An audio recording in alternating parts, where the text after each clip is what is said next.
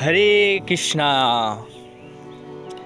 পসঙ্গম অজরম পাশম আত্মনো কবয় বিদু স এব সাধু সুকৃত মোক্ষদ্বারম অপাবৃতম। সবার প্রথমে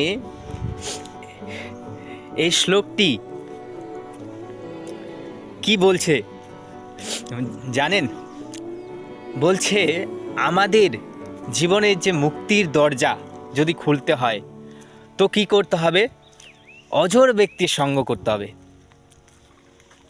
এবং সাধু ব্যক্তিদের সঙ্গ করতে হবে, যিনি জড় নয়, জড় চেতনায় অধিষ্ঠিত নয়, সাধু ব্যক্তি, তার সঙ্গ করতে হবে।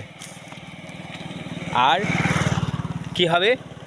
যে মুক্তির যে দরজা আছে সেটা খুলে যাবে। প্রসঙ্গম অজরম পাশম আত্মনো কবয় বিদু স এব সাধু সুকৃত মোক্ষদ্বারম অপাবৃতম। তো এই শ্লোকটাতে এই জিনিসটাই বর্ণনা করছে যে সাধুর সঙ্গ করতে হবে। সাধু সঙ্গ সর্বশাস্ত্রে কয়, লবমাত্র সাধু সঙ্গে সর্বসিদ্ধি হয়। এই যে শ্লোকটা আছে, এই শ্লোকটার আগে ভাগবতমের মধ্যে এই প্রসঙ্গম অজরম পাশম শ্লোকটি বর্ণনা আছে যে সাধুর দ্বারা আমাদের কী হবে? মুক্তির যে দরজা, সেই দরজাটা খুলবে। আপনাদের বাড়িতে সাধু ব্যক্তি প্রবেশ করেছে, তার মানে সাধুর মুখ থেকে কথা শুনছেন, তার মানে মুক্তির দরজা খোলার আরম্ভ হয়ে গেছে। হরে কৃষ্ণা।